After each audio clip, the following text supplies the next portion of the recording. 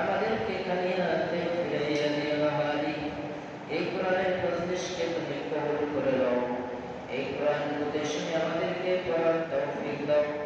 আল্লাহ এই কোরআন যেন কাল কিয়ামতের ময়দানে আমাদের সকলের জন্য নাজাতের জারিয়া হয়, সেই তৌফিক দিয়ে দিও আল্লাহ। রব্বি কারীম, যে সকল ছেলেমেয়েরা পড়াশোনা করে ওদের দেহের শক্তি বৃদ্ধি করে দাও।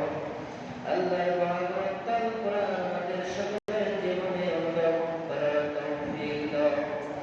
রব্বি কারীম, এই মাসের যেন তুমি কবুল করে নাও। রব্বির রহমহুমা